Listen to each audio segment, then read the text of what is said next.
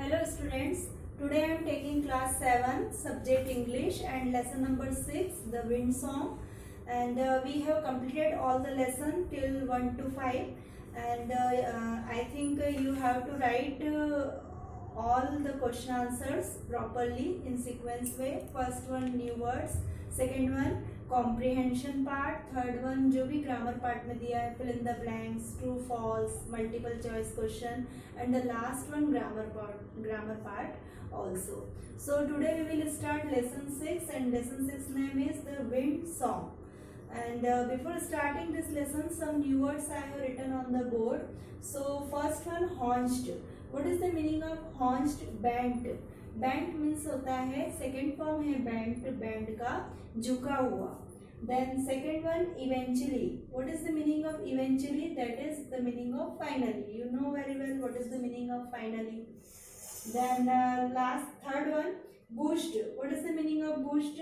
Measure of capacity of corn etc. मतलब boost means होता है इस तरह से बहुत ज़्यादा जिसकी मेजोरिटी हो, कैपेसिटी हो किस चीज़ में, कॉर्न वगैरह में.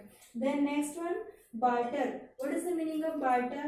Exchange one thing for another. मतलब जब आप किसी एक चीज से दूसरी चीज को एक्सचेंज करते हैं लेकिन वो थिंग होना चाहिए, that is called barter. जब एक थिंग से दूसरे थिंग को आप ले रहे हैं या दे रहे हैं, गिव एंड टेक हो रहा है, लेकिन किन चीज का, थिंग्स का, that is called barter. Then perplexed. What is the meaning of perplexed? Puzzled और bewildered. मतलब जब आप किसी चीज को देखकर एकदम घबरा जाते हैं, परप्लेक्स हो जाते हैं, that is called puzzled. So now I am starting this lesson, and this lesson story is that many times a human can't judge. मतलब कितनी बार ऐसा होता है कि ह्यूमन जो है वो जज नहीं कर पाता किस चीज के लिए, इम्पेंडिंग डेंजर, मतलब कुछ ना कुछ खतरा होने वाला है या कुछ ऐसा इंसिडेंट होने वाला है जो सही नहीं है, लेकिन एक ह्यूमन जो होता है वो ये सब जज नहीं कर पाता. लेकिन इन्हीं के कंपैरिजन में सेंस ऑफ अ बर्ड, लेकिन जो एक बर्ड होता है उसका जो एक सेंस होता है मतलब समझने का, या उसको ऐसा कुछ एहसास हो जाता है कि इन फ्यूचर कुछ होने वाला है, कुछ इंसिडेंट होने वाला है, तो एक बर्ड या एनिमल उस सेंस को समझ जाते हैं, लेकिन एक ह्यूमन जज नहीं कर पाता. मतलब कहने का मीनिंग ये कि जो बर्ड और एनिमल होते हैं वो जज कर लेते हैं कि समथिंग हैपन रॉन्ग, कुछ गलत हुआ है या होने वाला है, लेकिन एक ह्यूमन उस चीज को जज नहीं कर पाता. तो यहाँ पर भी स्टोरी जो है वो राचेल है, वो उसकी फैमिली के साथ जो उसका इंसिडेंट हुआ है तो वो उसको जज नहीं कर पाया, लेकिन जो बर्ड था उसने उसके सॉन्ग के द्वारा या जो उसने एक्टिविटी की है उस एक्टिविटी के थ्रू वो समझ गया था कि कुछ ना कुछ गलत होने वाला है. So now we have to start comprehension part. That first question is what was the constant companion of the pioneers family. मतलब ये जो पूरी फैमिली है इसके कंपेनियन में कौन था साथ में इनके. So the wind was the constant companion of the pioneers family. मतलब इस पूरी फैमिली के साथ जो उनका कंपेनियन था, साथी था, वो कौन था, विंड था.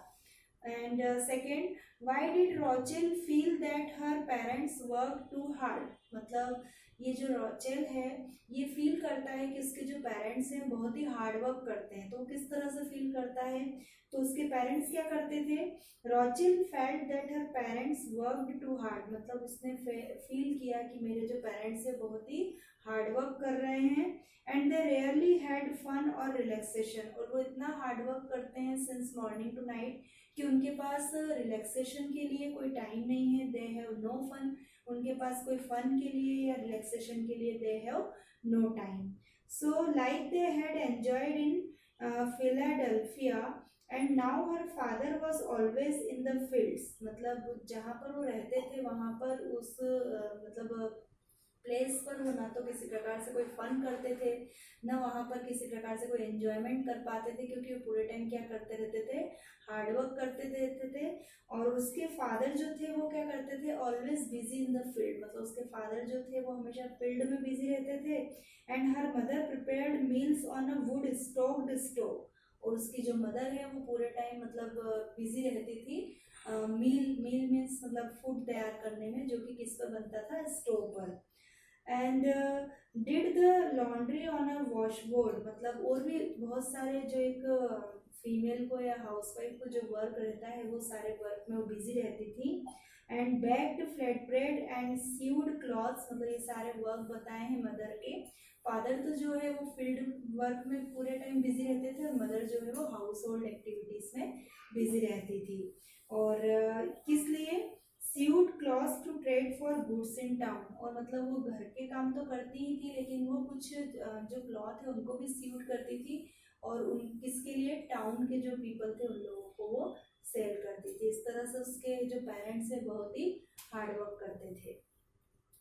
थर्ड क्वेश्चन है, why was it treat to visit the market for the kids of the family, उन्होंने विजिट क्यों किया?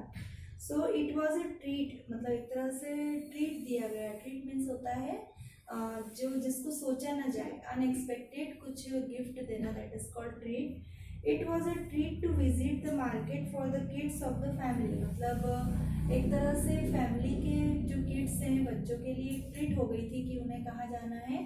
मार्केट जाना है।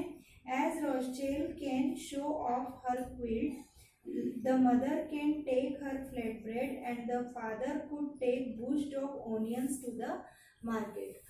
अब वो जब मार्केट गए तो मदर ने भी कुछ थिंग्स साथ में ली है और फादर ने भी उनके साथ कुछ थिंग्स ली है। Then next question, what did Rochelle see at the door of the store and why was the attracted towards it? तो यहाँ पर क्या आंसर आएगा? Rochelle saw a yellow bird, मतलब रोचेल ने क्या देखा? एक येलो बर्ड है।